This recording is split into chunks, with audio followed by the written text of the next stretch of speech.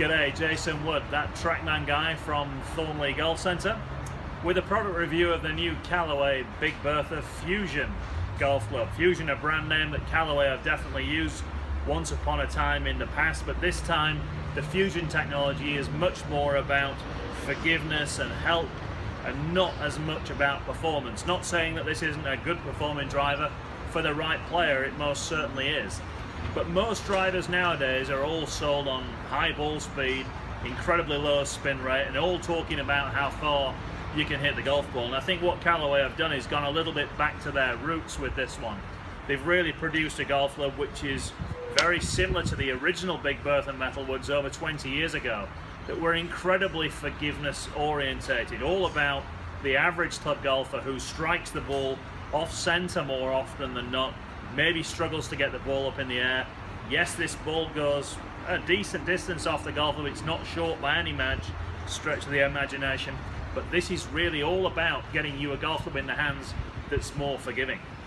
So how have they done it? Well, it's a standard titanium face, just like you'd have with every other modern driver on the market, but they've gone back to what they did before with a fusion-based system, so there's carbon composite in the crown of the golf club.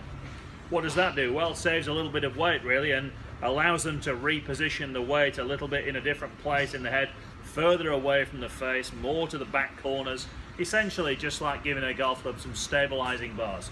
So when you hit the ball off center in the toe or off center in the heel, the amount of twisting, the golf club's MOI or moment of inertia, is greater on this than the other models in the Callaway range. This is really all about you hitting better shots with your off-center hits. To go with that, you can see a slightly different shape of the golf club head, a little bit more triangular rather than the standard pear shape that you often see with the modern drivers. Standard adjustability in the hosel, the screw fit that you get a key for when you buy the golf club. You can definitely, on all of the Callaway models, move the numbered loft down 1 degree. You could also move it up a couple. And one of the great things with this new Fusion model is actually a 13.5 degree driver in a standard form, meaning that if you use the hosel interchangeable system, you can actually get yourself a 15.5 degree face loft. Now that might scare an awful lot of you, but the Trackman research and data that we compile here shows that there's a number of players out there that definitely need to launch the golf ball up in the air. Yes, you might get a little bit more spin, but essentially it's going to limit the amount of curvature on the golf ball if you hit a bad shot. So this is definitely worth coming and having a hit with.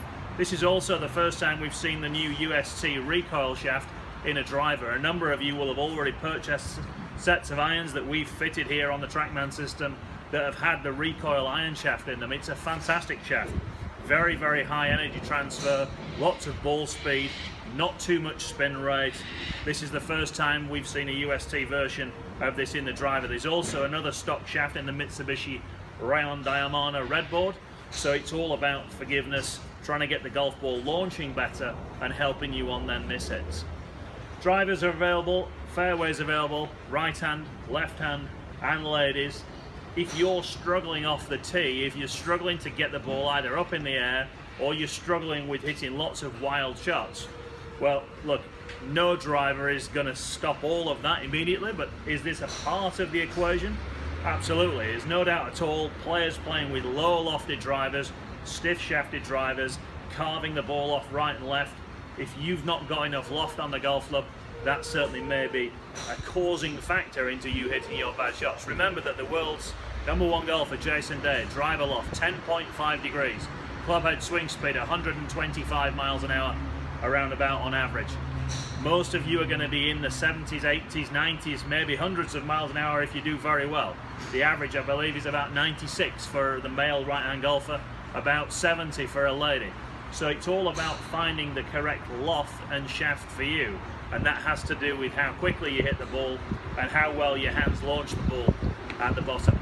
So come down and see us. Let's get you on the Trackman system. Bring your driver in. Let's get a comparison. Let's see what we can do with this. There are a number of different options here on the fitting cart that we've got, and I'm absolutely convinced if you've not changed driver for a year or two and you're struggling a little bit, then this is definitely going to be something that will interest you. Jason Wood from Thornley Golf Centre. We'll catch you again next time.